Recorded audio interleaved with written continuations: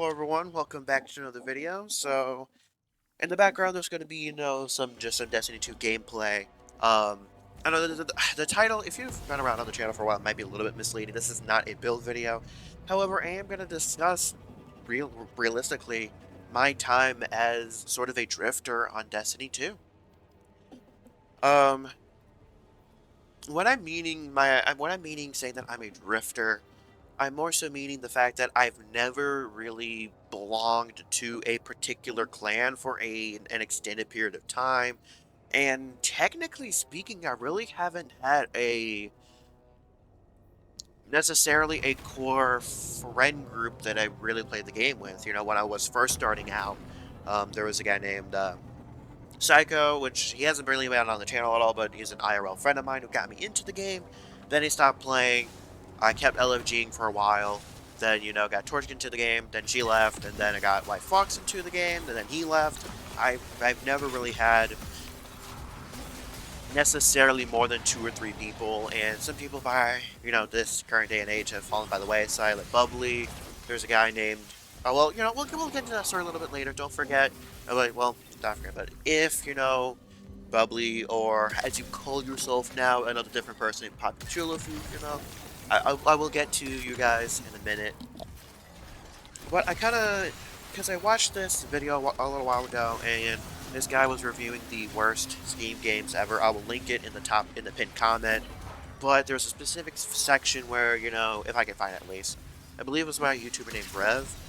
But there's a section was really badly reviewed Steam game, but the classic Welcome to Meliora, and which was the city that they had built or whatever, and going through, hearing that guy's story about the community that was there and everything, made me really take a journey back to Destiny 2. I mean, my starting journey through Destiny 2, and it made me reflect quite a bit and realize that I am almost by definition a drifter. I'm not going to spend too much time on this video, but I would appreciate it if, y'all listened through to the whole thing. And also, I do want y'all to let me know in the comments, let me know how your experience has been, if you are a veteran, if you are new and just starting out. I really do genuinely want to hear your thoughts. If I get enough comments or whatever, I might do a follow up. Giving my 2 cents. From going from noob to where I am now, which is veteran, but basically only 1 foot in the door still with the game. And I want to talk about a little bit about the hidden reason why Destiny 2 is struggling, the massively hidden reason that I definitely do not feel like a lot of people are talking about. I'm not expecting this video to, to get a ton of traction, but, I hope this resonates. If you're new to the game, don't worry. You will understand some stuff, and you will come to find these things out as you progress through your own journey, reaching to quote-unquote veteran status. And veterans, you will definitely resonate with a lot of what I'm going to say here.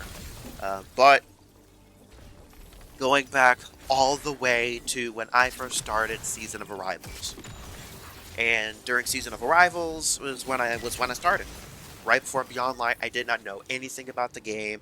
I did some of the Season of Arrival story, but I didn't buy the season pass, which I didn't even know I had to do, and I almost had no clue what I was doing. Right? And I load into the tower. I really don't know what I'm doing. Like, the game kind of did a good job of getting me to the tower, but once I got to the tower, it was overwhelming. It was quite overwhelming. I do think that if I did not have Psycho there, I probably would have dropped the game then and there. Destiny 2 is an extremely hard game to kind of get through without knowing someone. And I will say Destiny 2 as a whole isn't quite solo friendly either. Now, at this point in time in my quote-unquote gaming self, I had really only played like single player games, and I had played like a multiplayer game before, but like I had played PUBG Mobile back when it was pretty big, and even Fortnite a little bit too, but I only did solos and duos max. Like, duos was like max. Like, I didn't like trios, and I definitely did not like squads. I tried out squads a couple of times, but I'm now good in squads. I am best in duos and solos. Now, when I got in here, I was hoping, I'd be able to get through the game mostly solo and, do a couple of things. I had no clue about rated or anything like this. And then, a really good IRL friend of mine, Psycho, he showed me some things. I, answered some questions that I had. It's like, Mercury, what is this? What should I do first? Red War campaign. I was like, oh, okay. Um, and he showed me some things that, as a newer player, would just wow me, Whisper of the Worm. I looked at that gun. It was so cool. It's like, how do I get that? And, you got to grind a little bit. You got to do this exotic mission. And you got to do this and this and this. But it is going to be hard for you to get to that level. It's like, okay, I can get there. I was like, okay, what is that purple thing under your name tag? Oh, that's a title, I looked at titles as something super difficult to get and everything. I was like, oh, that's cool. That's cool. I want one too.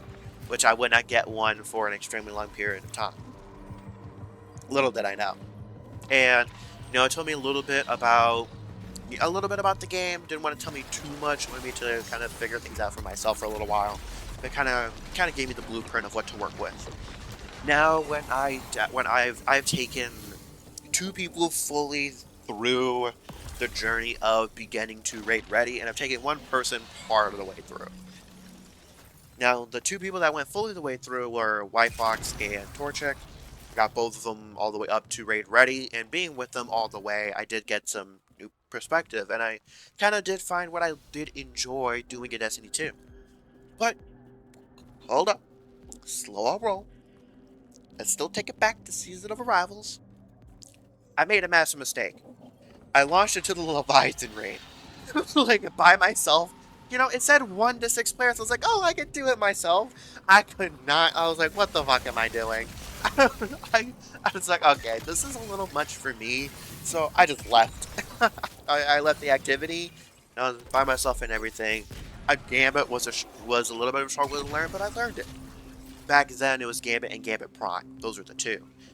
Strike Playlist was pretty solid at the time. I didn't even know what Grandmasters were. Nightfalls, I didn't really know what they were either. I just did my strikes, did my Gambit. Didn't really mess with Crucible. I've never really messed with Crucible, but... And the only dungeon in the game at that time was Shattered Throne, Pit of Heresy, and Prophecy. Yeah, I think Prophecy was there, but I didn't know Prophecy existed yet. I didn't realize Prophecy existed until after Beyond Light, where I believe it got moved. I believe it got moved from where it originally was located. Because at one point, Prophecy Dungeon was located in the tower. That's how you launched it, if I remember correctly. And also, man, if y'all want a throwback, do y'all remember when shaders were consumable items?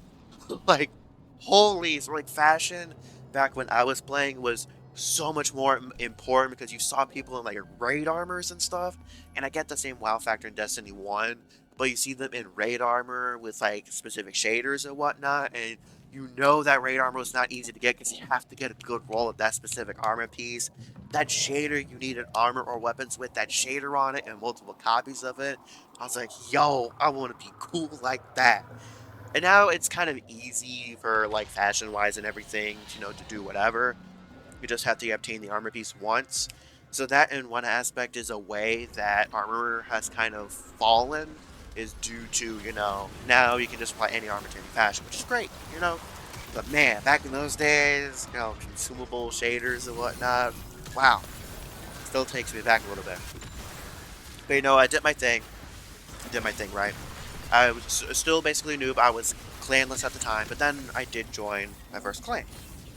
Still did most activities solo, but I met this one guy. He was living in Chicago, and hop on, do some stuff every once in a while. I wanted to be active. I had in the clan. I wanted to, I was motivated, to get to that level, get the title, get Whisper of the Worm, get cool armor. That was my goal, I was super excited. And then, I found out that the clan leader had never been a game and was kind of known for dropping games. And I was like, I don't want a temporary clan. I don't. I want a long-term clan, so, at some point, I left. And then, Beyond Light kind of came a little bit. It came. Before that, I did earn... No, I didn't, actually. Did I earn Whisper of the Worm before that? I think... Yeah, I did actually earn Whisper of the Worm. There was a legend that really carried me and another person through. It was really difficult to find people. I didn't know anything about LFG or anything like that, but it was really, really difficult to find someone for that. But they helped carry me through. Got Whisper of the Worm. I got Sleeper Simulant because at this point in time, when sunsetting happened, we did not know if we were getting exotics in the kiosk. We thought all the old exotics were just disappearing. And actually, if I remember correctly, we did not have Whisper of the Worm or Outbreak in the kiosk for quite some time, if I remember correctly. So, I was getting the things because, we didn't know that they were returning until like a week or two before it happened. And then, there was a live event, if I remember correctly, that happened. Maybe it didn't. I don't quite remember, but because I think I was working. But, Final Shit Live. Beyond Light happened.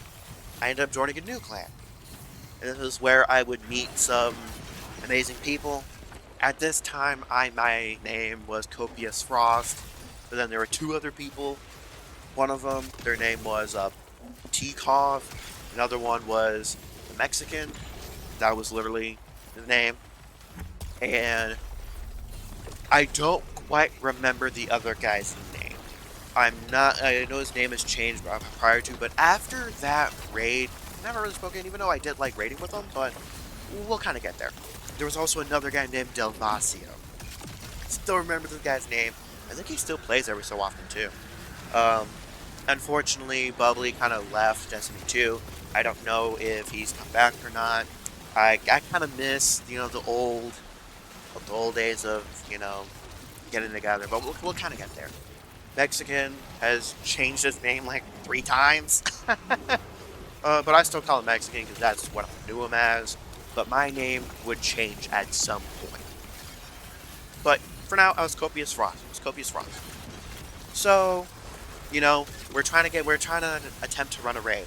None of us had ever ran a raid before, and the clan that we were all in at the time was a PvP clan. We didn't really know it at the time, but they were definitely more PvP focused. And that was my reasoning for leaving the clan. A little bit after running my first Teamstone Crypt was... My biggest reason for that was, hey, I want to raid, I don't like PvP, so I don't think this is for me.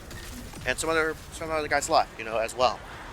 Still staying in contact. Now, our first raid, my first raid, it was me, T-Cog, Mexicans, and Delvasio's first raid.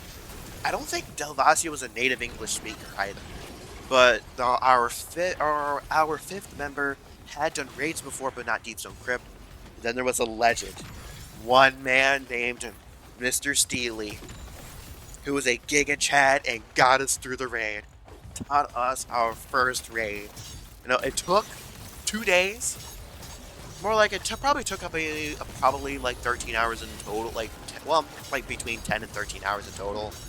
Maybe that's an exaggeration, but it was over the course of 2 days. We got her clear. We got up to Tanix in the first day, and then beat him after a few tries on the second day.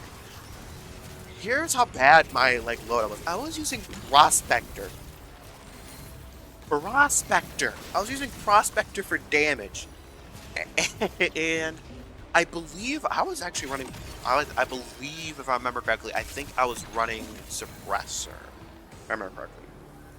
It's hard to remember completely what I was running. I know I was on Orange, but I believe I was running Suppressor at the time. I'm not completely sure, though. It's just after some point early on, I would consistently run Suppressor always. Even in my teaching runs, I always run Suppressor. Now, once we completed that raid, I couldn't get enough, right? I wanted to raid more. I wanted more. By the way, this is back when the Frostbite cheese was still going on. It was at its prime, I wanted that heritage with reconstruction, recombination. I wanted Eyes of Tomorrow. Even if it wasn't necessarily great, holy crap though, in Gambit, it was absolutely busted. When I got it, use that shit in Gambit, ooh, so clean. But man, heritage was peak commemoration was solid. Succession was good. Like so many weapons from that raid were so good. I love the look of the weapons. It'll always have a special place in my heart for being my first raid. And I would continue to run that raid and other raids too. At some point, my next clan would be Drawn Swords, and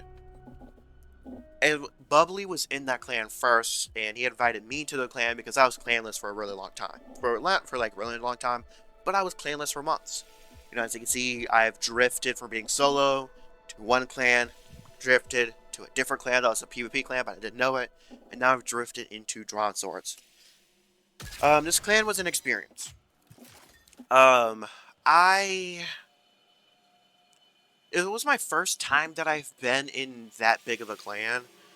Most of the clans that I've been in previously were a little bit on the smaller side, so it took a little bit of getting adjusted to, a little bit of adjusting to. And at this time, I wouldn't say I was a veteran, anything like that, but I was decently seasoned. I believe at Drawn Swords, I have reached about 26 or something clears in Deepstone. So I knew what I was doing. I definitely feel like if you're running roles and that sort of deal at like about the 10 to 15 mark, you know what you're doing, depending on who you are. Like with Last Wish, I know the ins and outs of that raid, but I think I have like 17 or 18 clears. But all those clears are from front to back. None of those are boss checkpoints. It was the same deal with, it was the same thing with Deep Stone Crypt. A lot of my early like run-throughs were no boss checkpoints. I did not actually start running boss checkpoints until really King's Fall. Yeah, I think King's Fall was the first raid. Well, no, yeah, King's Fall I believe was the first raid that I actually ran boss checkpoints consistently for. Because just because the raid was long and I didn't have the time. But back to Drawn Swords, right? I was in Drawn Swords. They had a better strategy for, doing the first encounter. So it's like, okay, I'll actually, promote this, right? And for the most part, I did teaching runs, not in the clan necessarily, but throughout the course of all the clans that I will go through my journey, I consistently LFG rated. Consistently. For various reasons. For the Drawn Swords was the first one that I really went hand into LFG rating. It wasn't the first one, but the first one was the previous one that was a PvP clan. This one I LFG rated for one major reason. I hated the way they did Vault of Glass and later on Vow the Disciple. Vow the Disciple would be the straw that broke the camel's back, but let's, first work our way up. So the Vault of Glass, day one, got a little bit of a group together, and we're going to talk about my personal mistakes. My personal mistakes. I hope that if you are new and listening to this, I hope you learn from my mistakes. And honestly, veterans, if you do day one raids or day one dungeons, that sort of thing, also, and you haven't put a group together and are the de facto leader, do learn from my mistakes as well. I make some pretty massive ones, and some, in my opinion, are pretty costly. So, this first one, that's my first time. It was my first time putting together a raid group. I was the de facto leader. I have been the de facto leader for every single raid group that I've been in, even when I do not want to be. It just kind of naturally happens for whatever reason. There is an instance where I wasn't necessarily the leader, but it kind of just shifted over to me. But we'll kind of get there when we get there. Now, for this one, it went horribly. It went horribly. I stayed up for 23 hours. This is back when day one raids were only 24, and I got to Aesion, but not with the original group. None of the original members. I LFG'd my way up to the boss. Not like skipping, but the only encounter I believe I skipped was Gorgon Maze. Gorgon Maze was the only one I did. I did all the encounters except for Gorgon Maze. Because I was a little bit confused on the verbiage on LFG. So, so yeah, that, it was just lack of damage that we couldn't get to it, and it wasn't my fault because, I was doing pretty good damage, especially for a Titan. Over the course, Vault of Glass would kind of really cement myself into really pushing to being a raider. I learned how to do damage, especially on Atheon. I had a system down. Usually I would use a rocket or something like that. So, right off the bat, I would pulse, rocket, thunder crash, rocket again, pulse if I had it, which I should, which I usually did. And then, I would do a special heavy, and then I would thunder crash. I had a really special rotation. I think actually I used Anarchy, if I remember correctly. I think I used Anarchy and a sniper or shotgun, one of the two. I think that's what I was using. Um, Not because it worked with Atrax, but I believe it was because of Breach and Clear. There was Breach and Clear, and then there was Particle Deconstruction after that. So, yeah, I think it was Breach and Clear at the time. That's why I was using Anarchy to apply the debuff. Now, of course, after raiding for so long in Vault of Glass, I knew what I was doing, right? Most of my clears were from LFG. So, once I started doing it with the clan, now, new players, you don't have to know about this, but veterans, if you know, when you're running Vault of Glass and you're at Atheon, you call the oracles front, back, left, middle, right. Easy callouts, right? Easy callouts, left, right, back mid, front mid, and usually these days, if you have an experienced group, you only call out two, because the last one's obvious. Drawn Swords would do it 1 through 6 in a circle. Even when people figured out that and they were also standing in the middle. And this was after people figured out that you can just stand at the end of the room. Just as way out, it took them way too long because, I'll be honest, the fault is at the upper levels of this clan that I was in. The utter refusal to accept better strategies was baffling to me. It was extremely frustrating, especially coming from, I felt like I was someone from the outside that was like, hey, y'all are making this much harder to teach, because at this point I was maybe not veteran per se, but I was a teacher. I was a Sherpa. Yeah, I believe that's the word I'm looking for. I was rank certified Sherpa.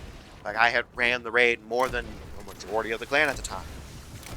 And I'm sorry, but I do not care if you're a day one raider or something like that. If the general Destiny 2 community comes up with a better strategy, you adopt it.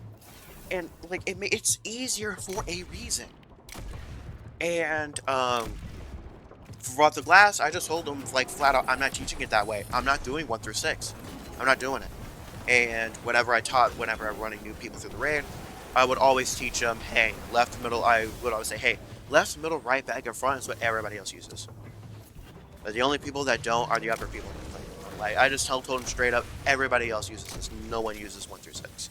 And everybody's like, oh yeah, it's much easier to do left, middle, right. Like, it's hard to mess up instead of having to worry about 1 through 6 in a clockwise way, because sometimes they're not, it's hard to see them lined up that way, And I am curious if anybody really from the clan remembers me taking through a raid for the first time.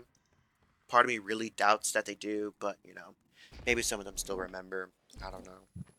I remember my first time through a raid, but I wonder if anybody else remembers me. Now, something I would also do to kind of counteract the way that they were doing it was I would usually have Torchic and Psycho, both of them, or one or the other, because they knew how I wanted to how I usually ran. Atheon was the biggest issue. The rest of it was fine, but how they knew how I ran Atheon. So, like, all right, I'd whip out the jar, whip out the loincloth, put on the loincloth, put the jar on my helmet, leave the summon sign, and let me solo her. That's an Elden Ring reference, but, I would literally solo oracles. For Atheon, I would have everybody jump off, center of the map, then I would start the encounter. I used Xenophage. This was before the radar mods did not cost anything, so these mods costed something, so that's why I used Xenophage just to make it easy on myself, so I did not have to waste my armor energy, because that stuff is kind of expensive. So I would solo oracles, and this was before Pyrogales 2, so I had to use solar to line up with synergy, because this was before harmonic siphon and all of that. So Actually, no, was this around when Harmonic Siphon was around? No. I don't think it was. I think it was just Masterwork weapons, I believe, and element and weapons that matched your elemental class, I believe. I kind of forget when some of the stuff happened. But, I would go in, I would use the interface to one-tap the oracles. Snipers weren't as reliable, at least for me personally, without mods, of course. The raid mods. Now, then, I'd have Torture Psycho call him out. Bada bing, bada boom. Get her done. Get her done. And, I stayed in the clan for, like, about I want to say 8 months, because I started shortly before Vault of Glass, went through Vault of Glass, and then found the Disciple. That day one was full of clan members except for Psycho. He's never been in the same clan as me, or I've never been in the same clan as him. He's been in his clan since Destiny 1. I personally have just I've never found a clan that I felt like I belonged to, and you'll kind of see that trend start to say, you'll see the trend. And, to me, Found the Disciple was probably the most, it wasn't the most frustrating, but it was frustrating, but it was the most fun team that I've been a part of. It was the most fun team that I've been a part of. We even took a little picture and everything, and I really wish we could get that team back together, but, not meant to be is not meant to be, because after a while, Vow the Disciple, that easy raid, I was, of course, after a while I would teach it, because I ran that raid quite often, mostly with LFGs, of course, I usually run LFGs, even if I'm in a clan situation, I do run raids with LFG first to kind of figure out what the best strategy is, and I get taught myself on the raid, and, I try to figure out what is the easiest way to teach a raid, because I like teaching raids, and after a while, I went ahead and I made a mistake. I made a little bit of a mistake. I actually got pulled into a raid because I was experienced a little bit, and I got pulled into a Vow of the Disciple, and it needed a particular weapon. I did a Vow of the Disciple with some of the upper people, and one of them I did not like off rip. Now, for something that some prior context that y'all might not know about me ahead of time is, this is going to be a little bit tough to explain, but it's a little bit hard I don't have good people skills in terms of interacting with people. Usually I need someone else there to make sure I don't mess up. Because for me, it's a little bit difficult to have not human interactions, but it's difficult for me to have IRL interactions with people. But the flip side of that is I do have a pretty insane thing of being able to judge a person off rip and it being mostly accurate. This, has happened majorly at the place that I work currently. I can tell if a new hire is going to work out or not by working one shift with them. One full shift is all it takes for me to be like, hey, alright? Is that going to work out? Or, maybe it's not an option. Every time I say, it ain't going to work out, it usually ends in travesty. So, and, none of the friends I have nobody would really subscribe to them to be bad people. I would say I don't associate myself with bad people. So I'm a really good judge of character, right? I did not like this dude. There was just that something. And I couldn't figure out what throughout this entire raid until I got to the final encounter. And then there it was. Don't worry if you are new to Destiny 2, you don't need to know this necessarily. The veterans, you know the calls. Everyone calls it L123, R123. Easy! Left 1, 2, 3, R123. It's just so simple. It is so absurdly simple. You know what these people were doing? They were doing numbers again, but like a fucking book. So, try to visualize this. L3 is 1. R3 is 2. L2 is 3. R2 is 4. L1 is 5. R1 is 6. Makes no fucking sense. Like, why do you, like, they actually make it more difficult? And I told him, I was like, yeah, I can't do this. I can't do this. So it was like, this is how the, and of course, one guy was like, this is how it's going to be done in the future. I was like, okay. I finished the raid and I left the clan immediately. Like, not even like an hour later, I left. I'm like, no, you're not going to tell, I'm sorry, but like, you're not going, I understand. And from their perspective, not for this specific situation, but they wanted to, as a clan, to make raids being more seamless and having everybody in the clan do it the same way. But I'm sorry if your way makes it actively harder to teach, and if it's a repeat pattern, I'm not doing it. So I left. I left right then and there. I haven't spoken to anyone in the clan since. I think I spoke to another guy named Thunder because, you know, he was cool. I like some people in the clan, you know. I'm not going to throw out their full tags or anything like that, but Thunder I really did like. I really did like. I really liked this. She was actually the one that got me into the clan, but I had done it. Bubbly had gotten her into, because I needed help with this raid because I didn't have enough people. Because for Tanics you needed 6, but not needed. You still need 6. But I like traveling. She's really good, really solid. I also like physicist. And the other 2 names I can't say because there are, you know, I'm really bad at pronunciations and for other reasons as well. But there were a bunch of people in that clan that I did like, you know. And unfortunately, it kind of sucked because I did like the community aspect that was there, but it was just, I'm a raider, and like the second you kind of really encroach on that, and I wasn't having fun raiding. Like, this clan was the and like the upper people, specifically the upper people. Everybody else was perfectly fine. I really did like a lot of people there, but that situation ruined Vault of Glass for me for a very long time. Even to this day, I'm still like, do I want to run Vault of Glass?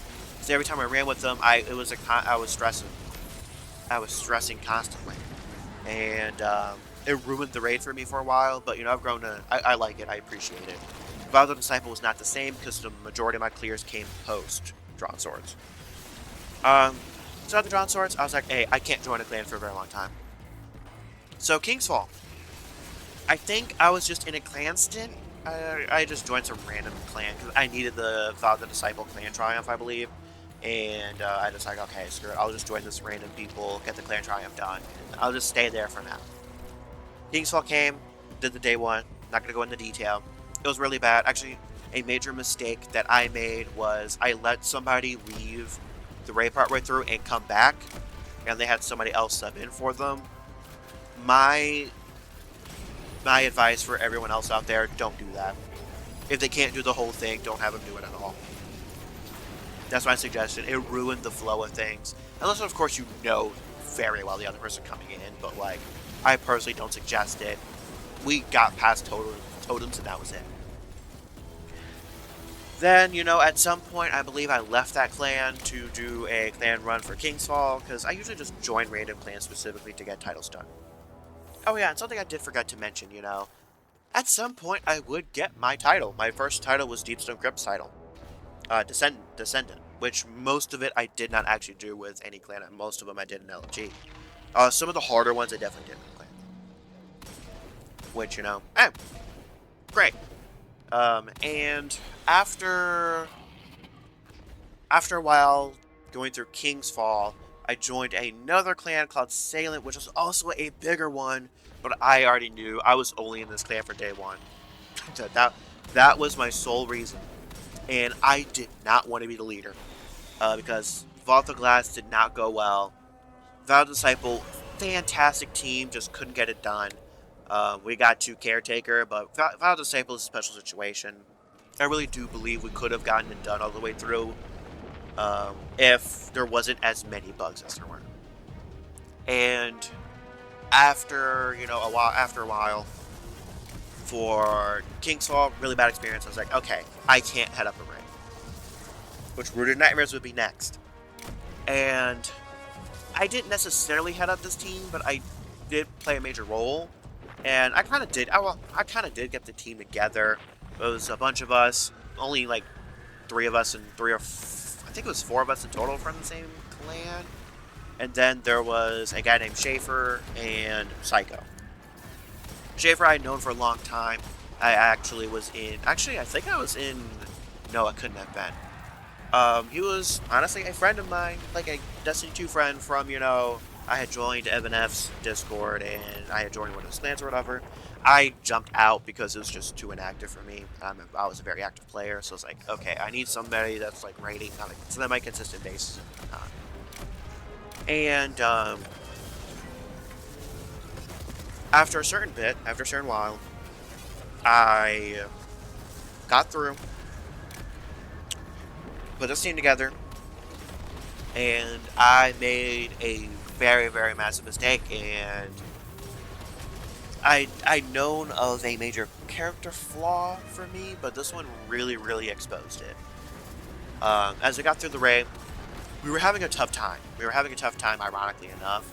And especially the parkour section was extremely frustrating, and we ended up getting to the final boss. A lot of us were not in a great mood, and I did not really do enough to improve that. And I did, in this day one raid, I did ruin any sort of friendship that I had with Schaefer. He still will not talk to me. I've messaged him a few times, been like, hey, want to run this, or but just won't respond to me, which definitely sucks.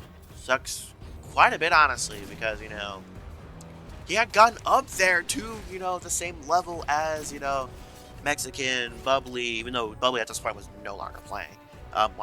Even though, Cycle, I was playing with Schaefer on a consistent basis, and this sucked. And my major mistake was, there was this one guy, which, I gotta be honest, it was kind of hard to tell who he was targeting it at, but he was doing, how do I explain it, passive-aggressive stuff? It was kind of difficult to tell who he was targeting. He was talking about, you're using this and this and this weapon and this and this and this weapon. And he was mentioning Arbalest a lot, but I was like, because I'm the one that's stunning Nezarek, I'm like, what are you talking about? I thought he was directing it at me. I was like, what are you talking about? I'm grabbing Nezarek, and I have to use Arbalest. I actually have to use Arbalest. Because I wasn't reliable enough with the sniper, ironically enough, so Arbalest was the best option for me personally. But it turns out he was talking about Schaefer or whatever, and I did not step in. I didn't kick him. I didn't do anything. I just stood there. And my personal major flaw is, especially at the time, was I am so passive. I don't involve myself in conflicts. If myself is done, if I'm not directly involved, I have a really bad habit of not getting involved, even if I'm supposed to. And it sucked because I lost what I deemed to be a really good friend that just won't talk to me anymore. And Root of Nightmares, I did run it a couple hours later after I took a little nap. Got it second try with an LFG group, because we all knew for sure what we were doing. And it was just, it's one of the roughest day ones that I've had. It's not the worst day one that I've had, but it's one of the roughest because, I lost someone that I played a lot of Destiny 2 with. And somebody that I kind of, relied on a little bit, No, he's still on my friends list and everything, but, it's one of those Destiny 2 situations where they're on your friend list, but you aren't really buddies anymore. So that sucked majorly. After that raid, I left the Sailing Clan. I was clanless for quite a long time. A little bit before Crota's End. I joined another clan because they needed the clan triumph for Last Wish. So I was like, okay, I might as well. I'm not really in a clan right now. I'm not really interested, but, Actually, no, it wasn't even a clan run. It was just a regular run. Yeah, it was pretty chill. Even though there was some stuff that I was like, But, invited me to a clan. I joined it. It's dead as fuck. I am consistently, the only person or one or two people on. And, especially at the time, I was like, okay. But I was just there. Got an E-team for Crota's End. This was the first time I wasn't really the de facto leader, and it was kind of nice. However, we did have this one guy, and I did it a little bit better this time, but I didn't. I wasn't. I didn't think I was the de facto leader or anything. So this guy wanted to go on and off and on and off, and I was kind of just like on the fence, and I didn't do enough. Like, hey, if you feel like you want to get off, just get off. We'll find someone else. We'll get back with you, right? That's what I should have done, but I didn't, of course. I didn't lose anyone necessarily in the process of this one. The only person that I was really kind of connected with was Psycho, but we got up to Ryu, and which I felt like was a decent amount of progress, because it was the first time outside of Root Nightmares that I got to the third encounter. And Bridge, we found Blinding Nades to be so good, but I I'm currently still in this clan. It's a dead clan. It just is. And bringing it around full circle, I am a veteran at this point. I've done a crap ton of raids. I really enjoy teaching. I don't necessarily like the aspect of taking brand new players through the entire game because I've done it so much now. But, I do like being that veteran. Like, hey, I have a question about this. It's like, oh, like, hey, what roles are good on this particular weapon if I like it? I can answer those questions, right? Sometimes it's a little tedious, yes, but it's to help them. I get better. I love teaching raids, that's like my favorite thing. Nowadays, I have no reason to run raids other than teaching. But let's get to the final raid, Salvation's Edge, which really was the final shape that kind of broke everything. Final shape. Salvation said I did get past the first encounter. But I wasn't really driven to get through any more of it, especially seeing how the rest of the race went for people racing for worlds first. Seeing how useless Titans were in that raid just kind of defeated a lot of us because the majority of us were Titans. And Psycho is a Titan main, and so am I, and we kind of felt like we were useless. We would have been useless for the rest of the raid anyway, so what's the point of even trying? So we didn't really do it. And we didn't I don't think we had microcosm at the time either. So since, we kind of felt useless, our supers don't work or anything like that, I guess as well, so it's like, what's the point of finishing this raid?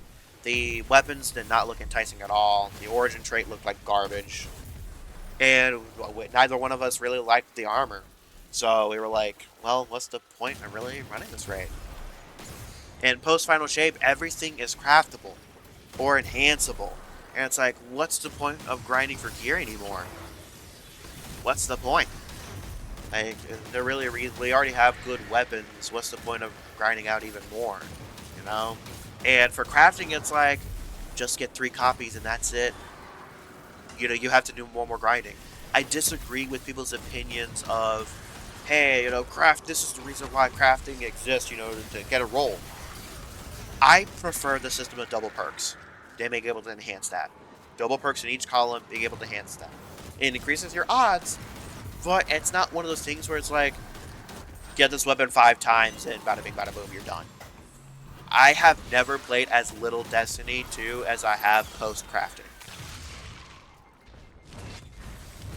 Raid creating craftable weapons are great, but craftable raid weapons also means that the prior rolls of the weapon basically becomes useless because they can't be enhanced. And my disappointment with the Age of Triumph armor not being in the old raids is also a different thing, except for Crota's End. If they would have brought back the old Crota's End armor, I would have only gotten the weapons in that, without any Necrochasm, without an it.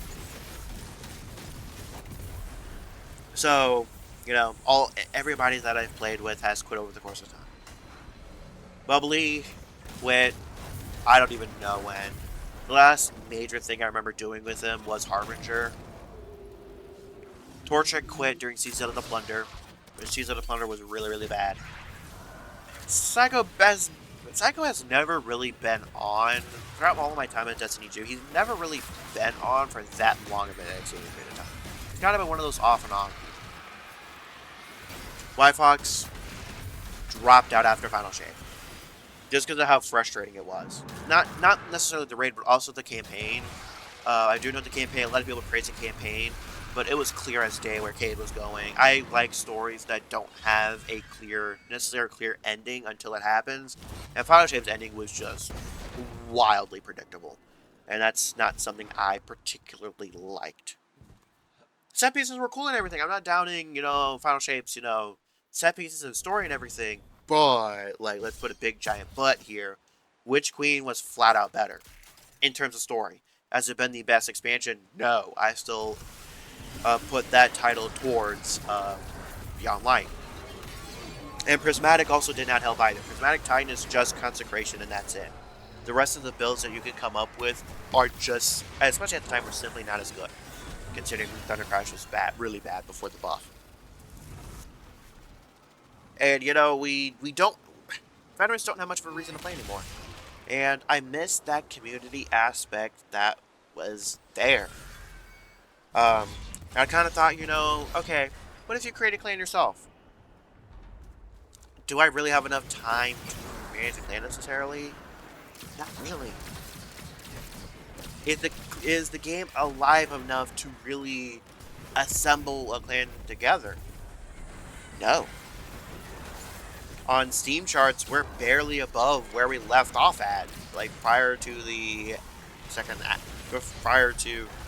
episode releasing. We're not very far off from the same place. And we have nothing to look forward to. There is going to be no more repriced raids. In the future, we are only getting one dungeon and one raid a year. And I agree with the dungeon aspect, but only having one raid a year sucks, because if that raid is not well liked, then that's just it for the year in terms of raiding. And I really wanted Wrath of the Machine back. We still don't have Leviathan, none of the Leviathans. I wanted Spyro Star specifically so I could get that Legend of Acreus ornament, since that's my favorite exotic. There will be no Eater of Worlds. Well, Eater of Worlds was right there, but there will be no Scourge of the Past. There will be no Crown of Sorrow. There will be nothing. All those Sunset raids that I never got to experience will forever be sunset. So what's the point? What is the point of playing Destiny 2 anymore? I have never really had a sense of community, but the LFG was bumping at one point. It's no longer bumping. We're missing that core sense of building a lasting community, lasting mini community with the clan. We have no clan hub, which also kind of does suck, so you can't show off your clan's achievements. You can't see the growth of a clan necessarily. And, Bungie doesn't communicate anymore. Ever since the Sony acquisition, Bungie really stopped communicating with the players. And if we don't have any semblance of expectations, that's just bad. Into the Light was great because we got a head notice of what was coming and everything. It's like, oh, we can't wait our hands to get on this, Beyond Light, we did have some stuff coming up beforehand, Witch Queen, we had a bunch of teasers up beforehand. Even Lightfall, we had some stuff to be excited for, but it just was Lightfall. And Final Shape had a lot of build-up. Even though a lot of people pointed out a lot of the early problems that Prismatic Titan has currently, people pointed it out during the trailer, being like, Prismatic Titan just seems uninspired. Which it is. There's no semblance of synergy outside of Spirit of Contact and Consecration. None of the Titan abilities work well together properly. Like, as a cohesive piece, they just don't. Outside of Glacier Grenade? I don't know. Like, what? This has maybe Knockout and Consecration, but I'm not completely sure that Knockout actually works with Consecration properly, like it should. So yeah, there's kind of my journey through Destiny 2. It's been nice kind of talking about this. Definitely newer players, do please let me know what y'all are thinking in the comments below. If y'all are having different clan experiences and, whatnot from me, do let me know. Veterans, if you kind of have the same kind of vibe of kind of being a drifter as I've been for such a long time, let me know. The only way I really make a clan again is one, if I can make YouTube like be my only thing, so I can dedicate more time to doing clan and that sort of thing.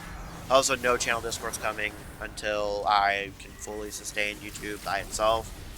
So I gotta have time and everything for all y'all. And if I do ever make a clan at some point, the only way it ever happens is there would have to be enough for both, for like Torchic, at least a combination of at least 3 of these people. Torchic, Psycho, White Fox, Mexican, Bubbly. I Shaver's a lost cause, otherwise he would be a part of there too.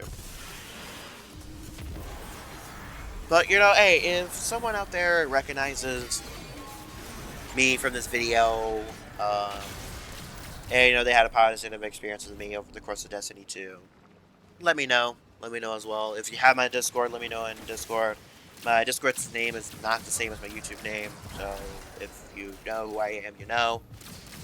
And if you have, you know, interacted with the Hot Sauce Man, and, you know, you had a pleasant experience, or if not so, do let me know both of those in the comments below. Something that I do know is pretty daunting for newer players is seeing veteran raiders. I have ran into some dicks before. No diddy. But there was a Deepstone Crypt where these 2 guys were complete dicks throughout the entire thing because they just wanted to do the whole raid, and I was like, no. I am teaching someone. We are going to do this the right way. We're going to have them do some rolls here and there. And they got fucking pissy about it. And they were talking about, oh, I have this many clears, I have this many clears. And I was like, you know what? I had the power. Then I just kicked them. Of course, I let them get their loot or whatever, but I was like, okay, you know what? I don't actually have to deal with this, so I'm not going to. And I just kicked them. So I have grown in that regard. There's just a few things that now, if I'm in a teaching run, that I won't tolerate. And then, like, one of those is High and Mighty. High and Mighty, I hate. Which is why I've been hesitant about raiding with Godslayers, is because I have ran into a few that are like, oh, Godslayer, I have Godslayer this, Godslayer that. It's like, must have Godslayer. And it's like, well, Godslayer's the 2nd most common raid title currently. And it's Deepstone Crypt is the most common, but it's like, it's barely less common than Deepstone Crypt. So there are other raid titles that are a lot harder to get if you want to actually be like that. And I don't necessarily like new people not doing anything for the entire raid, unless it's like Crota's End. I would rather have newer people get more minor roles for if this is their absolute first time.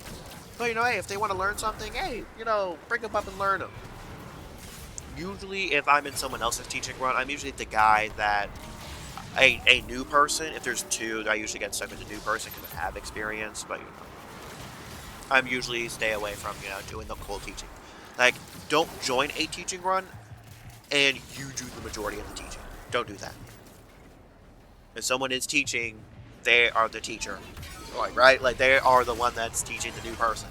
Let them do it. If you have some, you know, notes or whatever, like, hey, don't forget about this, you know, it's like, hey, this is kind of like a little bit more of a nuanced thing if you want to take advantage of it.